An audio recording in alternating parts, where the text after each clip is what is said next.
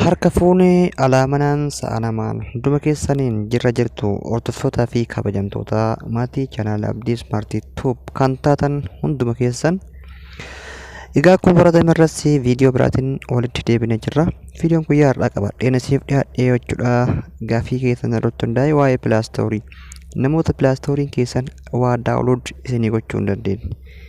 Hubachiisa asirratti kan pilaastoriin keessan dide osoo hin taane gonkumaa kan dide osoo hin taane banamuu osoo hin taane kan banamee garuu waa daawunlood hin goone. Gaaffii namoota hedduu garuu pilaastorii kiyya daawunlood waan godhu garuu bilbilli kiyya suuras viidiyoos hedduu hin qabu hin guutamne garuu pilaastoriin koo daawunlood hin godhu maali rakkoonsaa kan jedhu gaaffii keessan.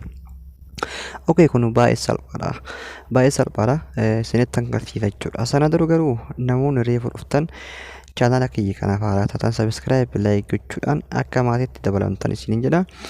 Akkasuma dabalataan namoonni hedduu tiiktookii irraa na hordoftan kan tiiktookii irraa na hordoftan namoonni hedduun yuutuubii kiyya na gaafattan. Yuutuubii kiyya argachuuf salphaadha. Yuutuubii kiyyaa fi tiiktookii kiyya waluma hidhaa jira.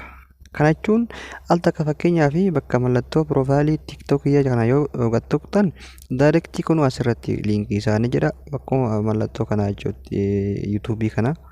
Al takka gattuqxanii gara yuutuubii kiyyaa isin geessa viidiyooleen baay'ee jira kan asirraa asitti isin yaani gama tiiktookiitiin gaaffii isin na gaafattan viidiyoo bal'isee kanneen hojjedhe deebii irratti hedduu jira waan ta'eef achi dhaqaa barbaada. Isirraa faayidamaa isiniin jedhan achumaan jajjabeessaa laayik sheer gochuun hamilee.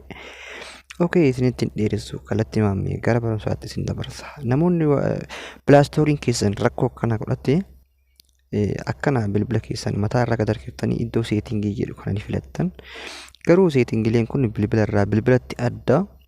Amma isin asii iddoo aappii jedhu barbaaddan akkasuma harkisuudhaan jechuudha.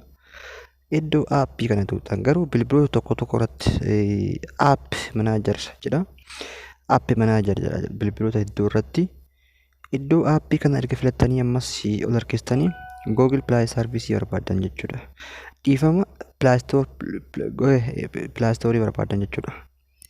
Pilaastorii barbaadanii Google Play Store Service kun iddoo kana jechuudha. Iddoo kana osoo Google Play Service hin taane Google Play Store kan jedhu kana barbaadan. Al takkaa fi irra gattuqxanii erga amma al takkaa fi haala kan irra gattuqxanii jechuudha. Iddoo storage jedhu kana ni filattan. Fakkeenyaaf amma akkuma agartan daataa 20.13 MB dha. Cache 3.53 MB dha.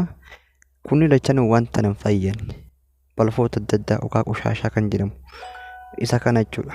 Kan akkana kanatu vaayirasii adda addaatiin dhiifama Google Plaastorii keessan yookaan Plaastorii keessan hidhee ta'anii jechuudha. Kan akka itti balleessinu jalqaba irratti erga haala kanaan isin fide clear data yookaan clear caches yoo gootan rakkoo hin qabu. Jalqaba irratti fakkeenyaaf clear cache goonu akkuma agartan amma clear cache goonu 0 deebi'ee jira jechuudha. Ammas clear data okay 0 deebi'ee inni jechuudha.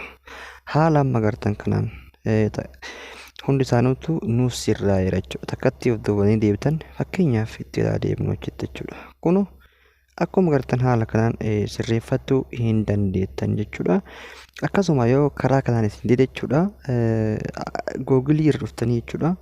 Google irraan Plaastoor Service Plaastorii itti barreessanii Google irraan illee install gootanii jechuudha. Appdeet gochuu hin dandeessanii. Haala kana yoo kashintu taate gama jala keessaatiinis ta'e gama koomantiitiin warroonni waan kanaan rakkattan yaala laalaati. Yoo isiniin sirraa'in akkaataa jechuun Google irraan sirreeffattan itti qabadheetan gama fuulduraatti viidiyoo ta'an isiniif dhiyaadha. Yoo ammoo viidiyoon kun inshallah akkana hojjetu abdii qaba.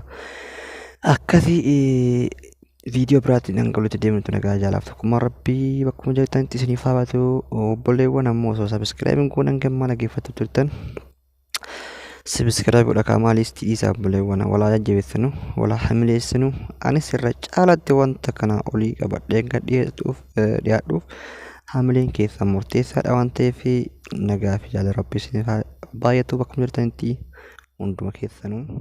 Ciao.